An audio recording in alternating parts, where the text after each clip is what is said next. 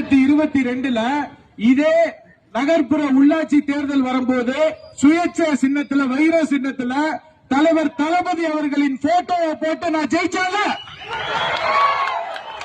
உங்களுடைய சின்னத்தெல்லாம் நீதானே எனக்கு மக்கள் ஓட்டு போட்டாங்க.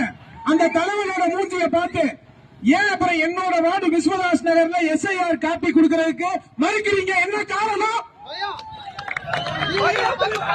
அந்த பிஎல்ஓ வந்து ஆளுங்கட்சிக்கு தரப்புல உள்ளவங்களை கூட்டிட்டு போய் அவங்க கையில எஸ்ஐஆர் காப்பியை கொடுக்கறீங்க, மத்தவங்க கையில அப்ப எல்லா கட்சியும் கூப்பிட்டு கொடுங்க, எதுக்கு ஆளுங்கட்சியை மட்டும் கூப்பிட்டு கொடுக்கறீங்க? என்ன காரணம்? என்ன பயம்? கள்ள கூட்டணியா? சொல்லுங்க, என்ன பயம்? அப்ப எல்லா கட்சியும் கூப்பிடுங்க, தாவேக்காவை கூப்பிடுங்க, எல்லா கட்சியும் கூப்பிட்டு வாங்க எல்லாம் ஒன்னா போய் ஓட்டுக்கு எஸ்ஐஆருக்கு ஃபில் பண்ணுவோம் கூட்டு போங்க. அது ஏன் ஆளு தரப்ப மட்டும் கூட்டிட்டு போறீங்க? என்ன காரணம்? என்ன பயம்? சொல்லுங்க மக்களே. எனவே இதெல்லாம் ரொம்ப தவறு. எப்பவுமே நம்ம பவர்ல இருப்போம், அதிகாரத்தில் இருப்போம் நினைக்காதீங்க. சக்கரம் திரும்ப சொல்லிட்டே கேட்டுக்கங்க. இது தவறு.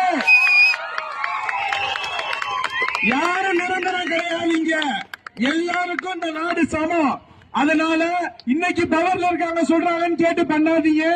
பிஎல்ஓ உங்களுக்கு எல்லாம் சொல்றேன், கரெக்டா முறைப்படி பண்ணுங்க. இன்னும் ஒரு சின்ன உதாரணம், காலையில எனக்கு ஒரு தொலைபேசியில ஒரு அழைப்பு வந்துச்சு. ஒரு நிருபர் எனக்கு கூப்பிடுறாரு. நிருபர் ஒரு தொலைக்காட்சி நிருபர். அவர் பேரு வேணாம், அவர் தொலைக்காட்சி வேணாம், சப்ஜெக்ட மட்டும் சொல்றேன். அவர் வீட்டுல